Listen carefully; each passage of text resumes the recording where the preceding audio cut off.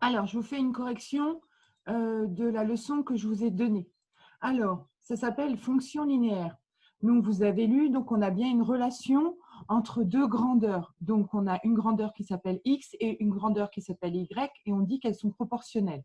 Donc, on a bien y qui est bien égal à une valeur, notre coefficient de proportionnalité, qui est multiplié par x.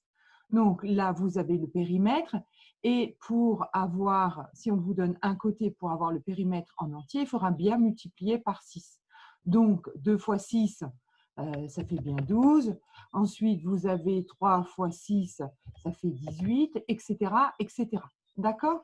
Donc, ce qui est nouveau ici, c'est qu'on appelle cette fonction f, on la note f de point x égale 6x, et du coup, ça se lit f qui associe x, qui à x associe 6x. Alors, vous allez voir, on ne va pas toujours l'appeler comme ça c'est un petit peu compliqué. Donc là, on revient sur la proportionnalité qu'on avait déjà travaillée. Alors, je gomme là. OK. Alors, ensuite, qu'est-ce qu'on nous dit? On nous dit qu'on a une fonction linéaire. Donc, on retrouve cette fonction en rouge, f de point, donc f qui a x, associe a sur x. Alors, on a cette première notation, mais on a une deuxième notation que vous avez peut-être déjà vue, c'est f de x égale à x. D'accord? Ce qui veut dire que ce qui est écrit ici et ici, c'est la même chose. D'accord? Sauf que c'est deux écritures différentes. Alors, je gomme. OK. Alors, ensuite, si on descend, donc là, on a une situation de proportionnalité. Et ici, je vous montre pour le premier exercice, on parle d'image. D'accord? Alors, ici, dans un premier temps, ici, là, on va regarder ce qu'est l'image. Donc, on a une fonction linéaire de coefficient 2. Donc, si c'est coefficient 2, on passe dans la moulinette, on a une entrée, ça passe dans la moulinette, c'est multiplié par 2 et il y a une sortie. Donc, à chaque fois qu'on aura une valeur de x, on va la multiplier par 2. D'accord? Ce qui fait que l'image, donc l'image de 5, ça s'écrit f de 5, je mets 5 dans la moulinette et le 5, je multiplie par 2, j'obtiens 10. Je mets 1 dans la moulinette, il sera multiplié par 2, j'aurai 2. Je mets moins 3 dans la moulinette et on obtiendra moins 6. Et je mets 8 dans la moulinette, on obtiendra 16. Donc, ces valeurs, vous voyez, on les retrouve dans le tableau. À chaque fois, on a x égale 5, donc f de 5, c'est 10.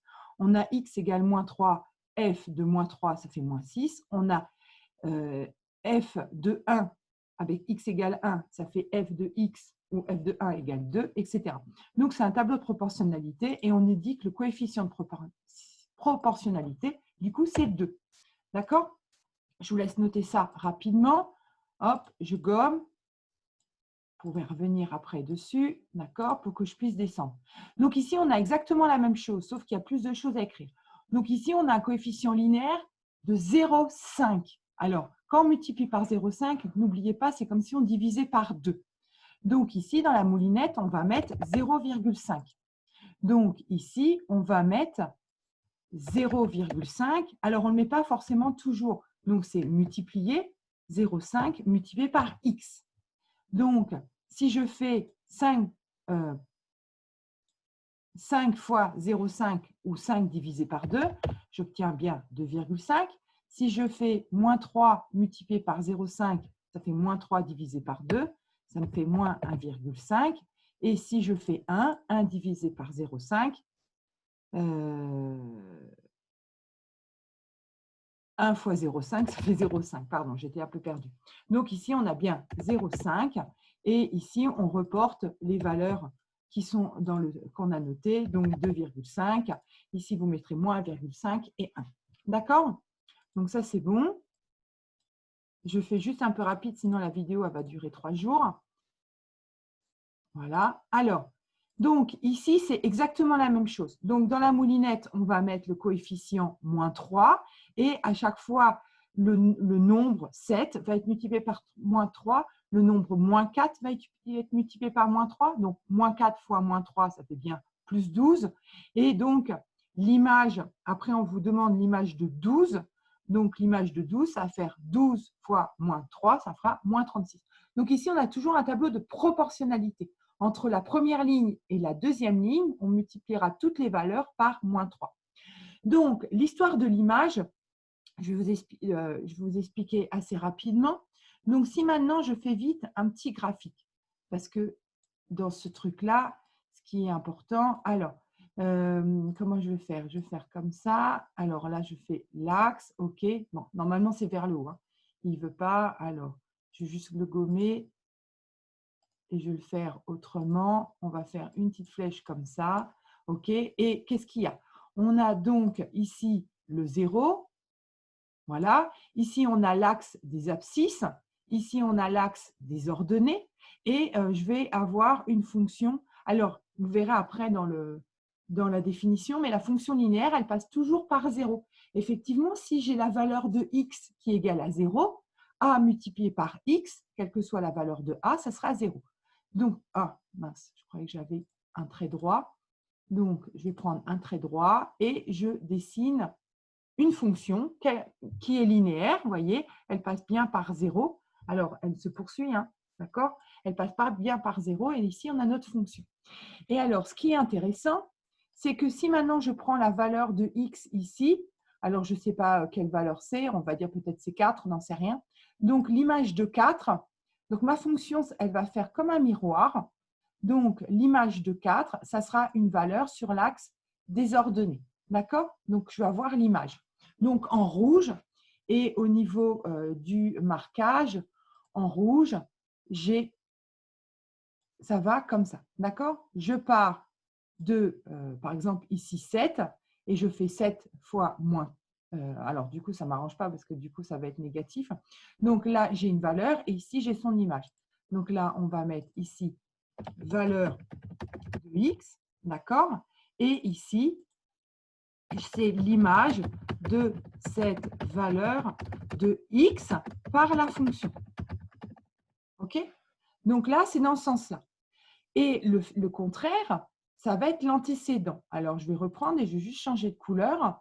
Donc, je vais prendre en vert. Alors, par exemple, moi, j'ai une valeur en y ici et je voudrais savoir à partir de quelle valeur de x j'ai obtenu cette valeur de y. Donc, c'est ce qu'on appelle l'antécédent. Du coup, je pars de ma valeur de y, je vais jusqu'à la fonction et je redescends et je lis une valeur de x. Alors, je vais écrire, je vais juste changer de couleur. Donc là, j'ai une valeur de y, d'accord? J'ai une petite flèche qui va comme ça. Je vais dans ce sens-là. Je rencontre la droite de ma fonction et quand je vais ici et j'obtiens la valeur de x correspondante à cette valeur de y par la fonction. C'est un petit peu superposé, je suis un peu désolée. D'accord? Donc, et du coup, l'antécédent de y, ça va être cette valeur de x. Alors que quand je pars de la valeur de x, là, l'image en y, ça va être l'image de cette valeur de x. Donc, tout à l'heure, effectivement, si j'ai x qui vaut 7, l'image de 7, ça va être ici 7 fois moins 3, ça fera moins 21. D'accord? Donc, ici, par exemple, j'aurai moins 21. Alors, pour les autres, je vous laisse faire. Donc, je vous laisse faire pause si vous voulez. Moi, je gomme tout. Voilà, OK, ça c'est bon. Alors, ici, c'est exactement la même chose. Alors, donc, si on regarde sur le tableau, on a bien 50. Alors, soit f, on a un coefficient de 10. Vous voyez, pour passer de 5 à 50, de moins 3 à 30. Ici, on imagine qu'on aura 12. 12 fois 10, ça fait 120. Donc, si j'ai la valeur de 50, l'antécédent, c'est 5. Si j'ai moins 30, son antécédent, c'est moins 3. Si j'ai 120, son antécédent, c'est 12. D'accord? Et ça marche dans l'autre sens. L'image de 5, c'est 50. L'image de moins 3, c'est moins 30. Et l'image de 12, c'est 120. Donc, je vous laisse lire ça tranquillement. On fait la suite. Ici, c'est exactement la même chose. Donc, je vous laisse les faire tous les ensemble. Après, on passe au petit c. Et du coup, c'est l'expression. L'expression d'une fonction linéaire. Alors, ne regardez pas ce qui est écrit à droite, mais quand on vous dit de prendre le triple, le triple d'un nombre, ça veut bien dire que je vais faire 3 fois ce nombre, donc 3 fois x. Si je prends le double du nombre, donc ici, je vais avoir 2 fois x, d'accord? Si je prends la moitié d'un nombre, eh ben, je vais avoir 0,5 x, d'accord? Ici, on vous demande d'écrire f de 3 égale 18, g de 3 égale moins 15, h de 7 égale 49.